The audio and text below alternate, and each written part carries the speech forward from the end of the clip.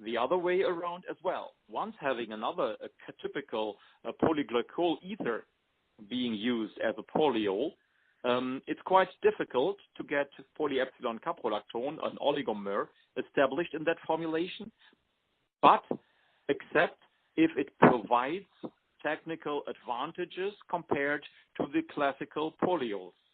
If this is the case, you are arguing with regards to the technical properties, and then once being in the new formulation, you can be sure you must do something really, really difficult, really wrong, in order to be replaced in that formulation.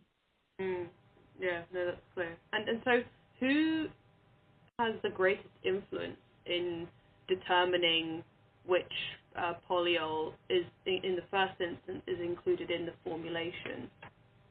Yes, exactly. So it's always technical marketing that sells the material. You have to have, and this is what Perstop does as well as BASF, as well as Dicel. They have a technical equipped and technically educated staff visiting customers, potential customers and existing customers, and working on projects, getting their caprolactone oligomers in the formulation which are currently developed. Once being in that, this is of course needs much work and this is some effort, but once being in that, the customer will stick to this material. And so the effort pays off later as soon as the material gets into the standard production procedure. This is the normal way how to do the marketing of these oligomeric caprolactones. The other, the monomeric, the epsilon caprolactone itself, the monomer, this is sold more or less as a commodity, depending on prices, availability, and maybe local proximity of the supplier. Yeah. Okay, that's very fair. And then from your the good thing is that Perstop, for instance, has developed nowadays much experience in biopolymers. If you look into their publications, you will find dozens of publications with regards to the production of biopolymers based on epsilon caprolactone. This is something which, of course, supports their marketing efforts in order to show and to prove that it's really, there is no excuse not to replace classical plastics by biopolymers. So this is a very smart move that Perstop does. And are they doing it a lot more than their competitors?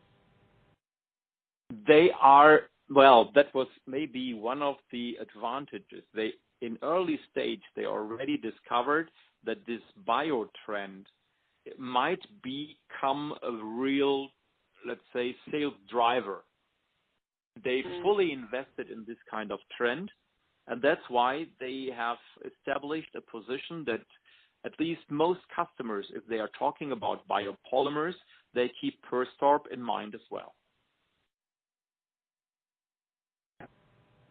Makes sense. And keep in mind, Perstop had already for more than 40 years experience in the caprolactone business.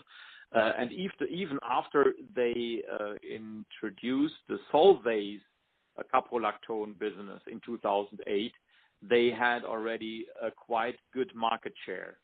And since 2008, they even became a market share majority holder of caprolactone. And since that, they developed step by step the market on behalf of the use of epsilon caprolactone, because it has really some very interesting properties.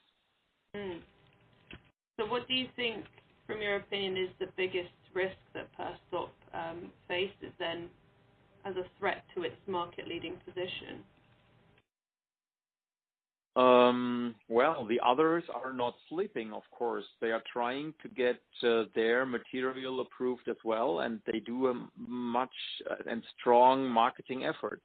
But anyhow, as long as it stays these kind of three companies supplying the whole market, which is still growing, I think there is no major threat, no major challenge, because I'm expecting significantly